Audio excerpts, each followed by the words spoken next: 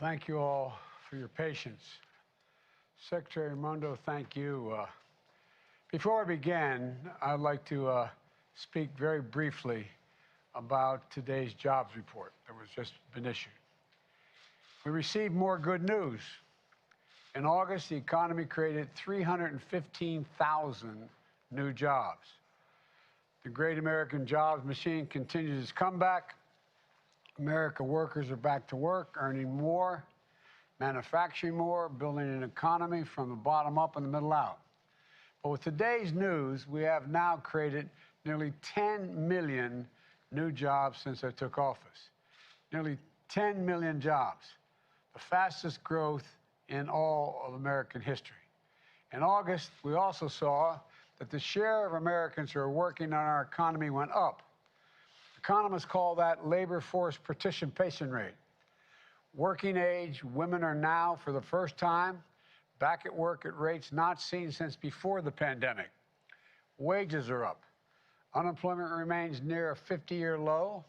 And yesterday, we got data that showed that manufacturing orders were up, but cost increases in supply chain items were beginning to ease. The week before that, we got data showing that price increase may be beginning to ease as well. The bottom line is jobs are up, wages are up, people are back to work, and we're seeing some signs that inflation may be, I'm not overpromising, may be beginning to ease. Couple that with the fact that gas prices have now fallen 80 straight days, the fastest decline in over a decade. And the price at the pump is now $1.20 a gallon less than it was the beginning of the summer. America has some really good news going into Labor Day weekend. But we're also seeing something else critical to the backbone of the American economy. Manufacturing. Manufacturing is roaring back.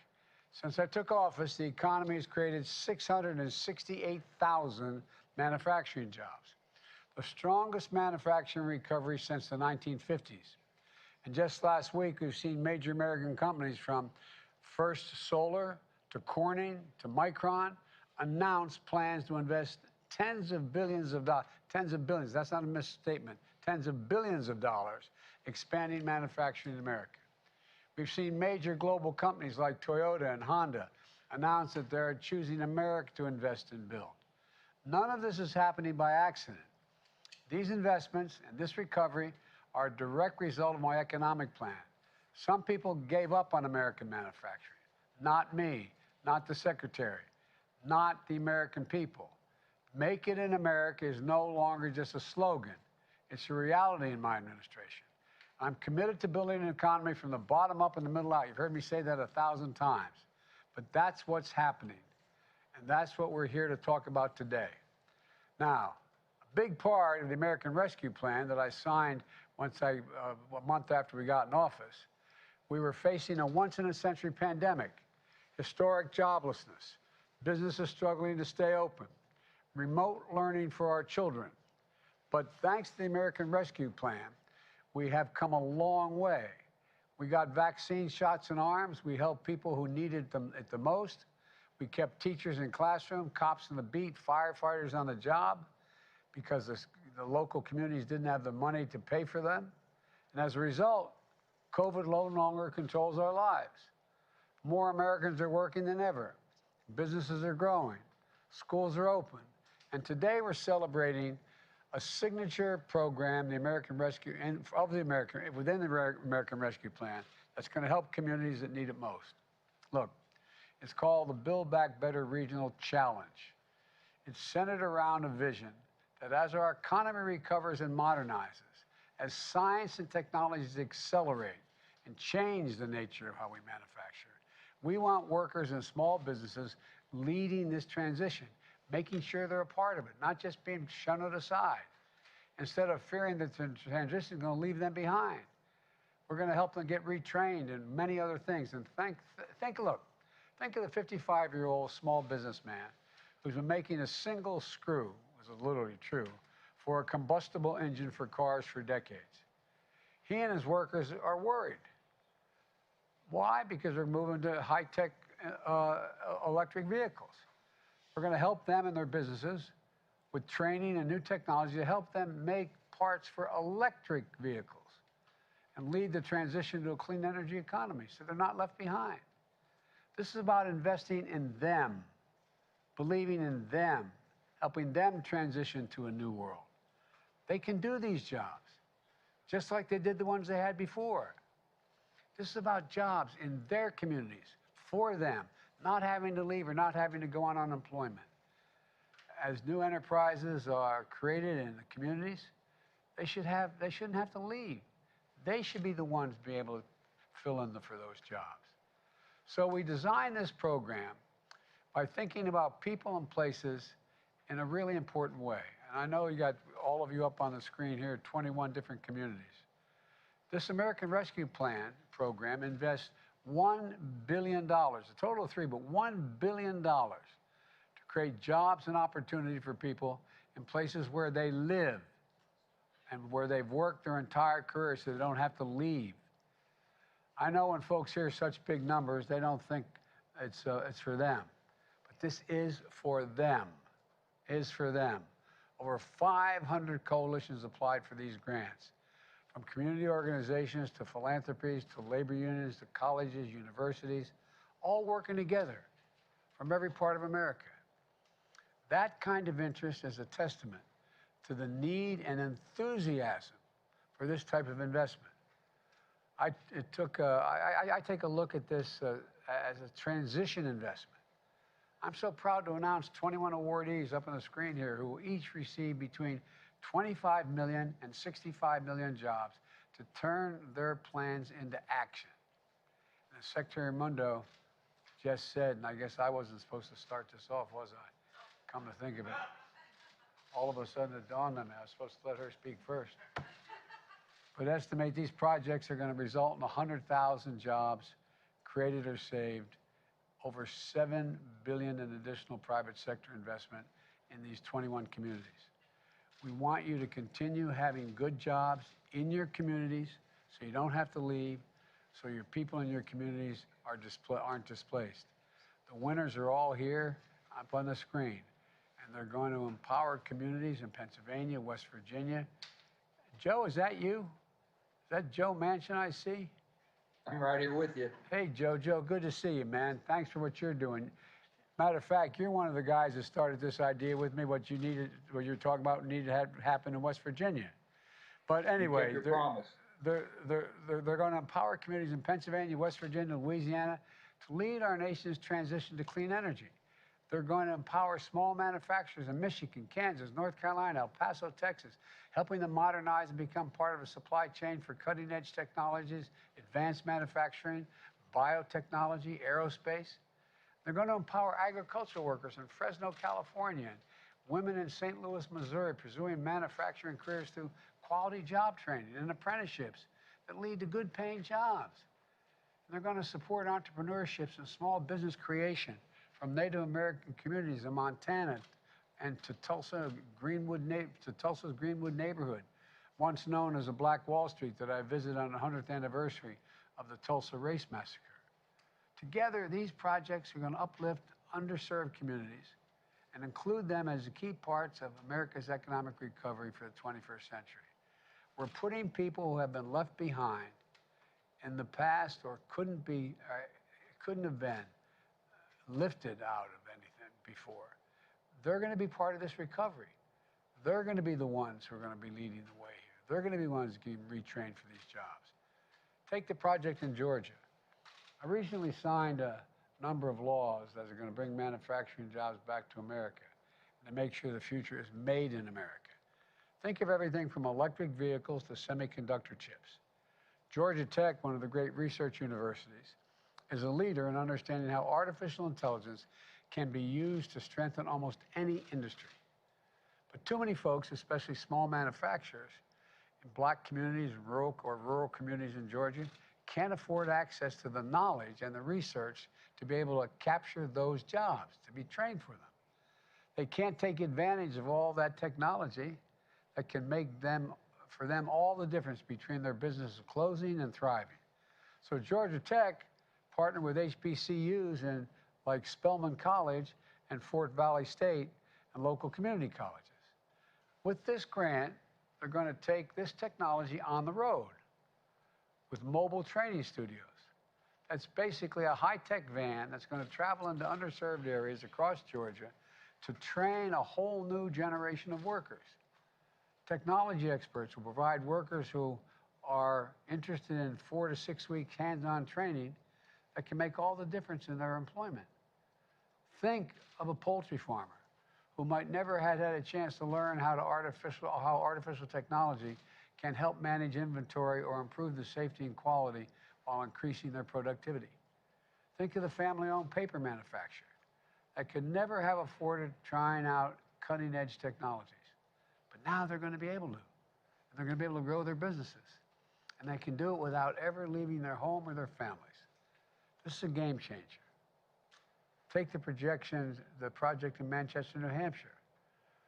And I tell you what, I heard so much from the delegation in New Hampshire, from Maggie Hass. Anyway, I won't get into it, but this has been one of the things they've been pushing for a long time, both senators and the congressmen. Their goal is nothing short of becoming a global epicenter for the next generation of advanced medicine.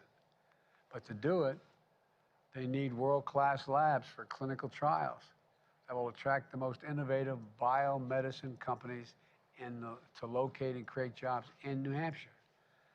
I have to say that Senator Hassan and Shaheen and Congressman Pappas, I hear you, I hear you, I hear you. I know you've been talking about this a long time. We've finally gotten it. And they're going to need to bring struggling communities along in the process.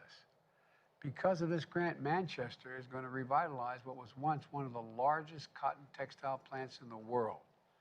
Right now, 100,000 square foot mill, a building is empty and idle, but not for long.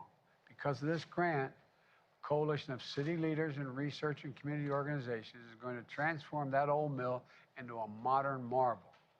It's going to house advanced science labs that are going to conduct groundbreaking clinical trials. It's going to be the place where they can test biotechnologies and treatments that are going to save lives. And the Republican governors working on it are going to be there as well. For workers, small businesses, entrepreneurs in the Manchester area, it means opportunity. It means jobs you can raise your family on in Manchester, not have to move. Because of this American Rescue Plan grant, they're going to be able to have access to cutting-edge technology and labs that never could have been afforded before.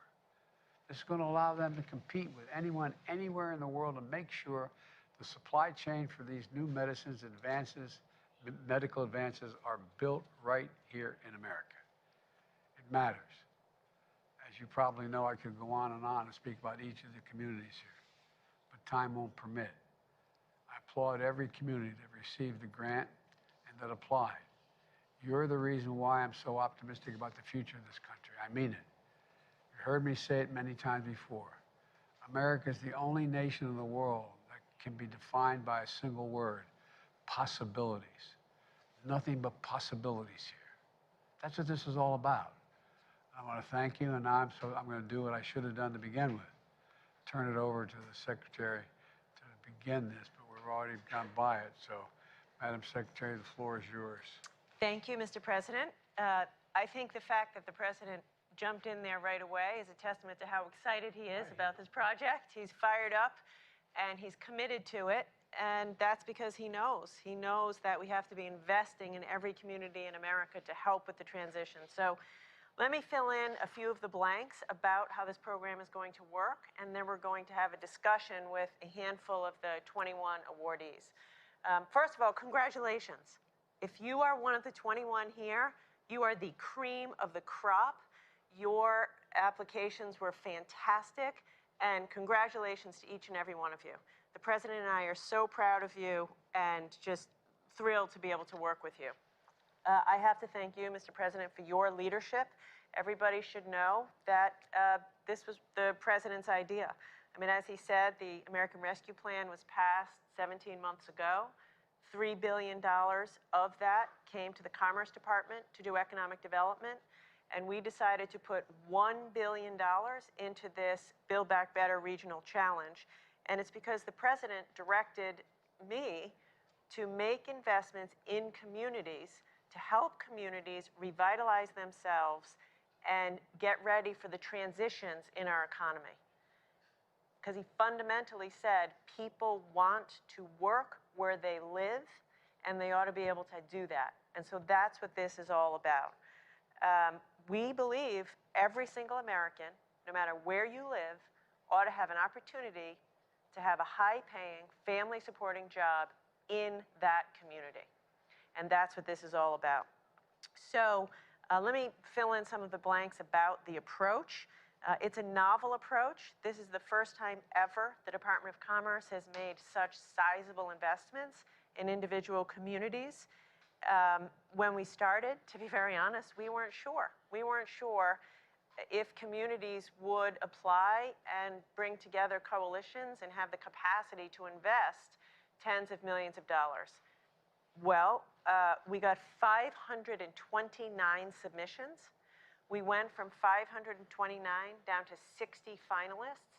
And then from those 60 finalists, we worked to get to the 21 who are with us today. So again, the fact that you are among the 21, hats off to each and every one of you. Here's what makes this interesting. Everyone on this screen of the 21 will be receiving between $25 million and $65 million to address regional economic challenges and to invest in revitalizing the economies of these communities. So that's a lot of cheese, folks, to make big investments and revitalize your communities. This was all bottoms up. We went to the community and said, you tell us how to revitalize your community. And you bring the community together, public sector, private sector, universities, philanthropy. Get your community together and tell us what you need to invest. So as a result, this federal funding will be matched by more than $300 million of local investment and will leverage support from over 450 private sector and 27 labor unions or worker organizations. We estimate that together, this whole initiative will create or save over 100,000 jobs and over $7 billion of additional private investment will be catalyzed through each coalition's efforts. And as the president said, this is about growing industries that are critical to our future: clean energy, biotechnology, advanced mobility. And it's about saying to the small businesses and workers in these communities, we know the economy is transitioning. We're moving away from fossil fuels to clean energy. We're moving towards robotics. We're moving towards a more digital economy, a more technical economy. And the point of it is, no one will be left behind, because we're going to retrain workers, we're going to retrain small businesses, and we're going to light up abandoned buildings that may have once trained coal miners and today will train solar installers. Abandoned manufacturing facilities that may have, once made widgets will be, lighted up for new advanced manufacturing in solar panels. And so the important point here, and the president talks to us all the time about this, is that if you're out there, in Buffalo, and you drive by every day an abandoned industrial building, and you have a pit in your stomach wondering, is there a place for me in a new economy? Or if you are someone who's worked for 30 years in one of the big 3 auto companies, and you only know how to work on a traditional auto car, and you're worried, do you have the skills to transition to an electric vehicle economy? What we're saying to you is yes. Yes, because we're going to retrain you, we're going to retrofit small businesses, we're going to do solar installations at an industrial scale over abandoned coal mines, and we're going to make sure that as we transition, everyone's included and trained, and these small businesses are able to do this. I'll just end with a personal story, which I told to the president. When we were designing this program, I had my father in mind. My father, once upon a time, Rhode Island, where I'm from, was the jewelry manufacturing capital of the world. Everywhere you looked, jewelry manufacturing. Low skill, but it was a good job. My dad had one of those jobs at Bull of a Watch until he was 56 years old, and his job and all the other jobs went to China. And he would so often say to us, Gina, we were just left behind. We weren't retrained. He wanted to work. He could work. And he said, our leaders left us behind. So what this is about is President Biden is committed to folks who have that anxiety, who've worked in O-line manufacturing, who've worked in the coal industry, who've worked in traditional combustion engine vehicles, and they're feeling anxious, and we're saying, we are going to be there for you to make sure you're not left behind or left out, and we're going to make investments in your community so you can work in the community where you and your family live.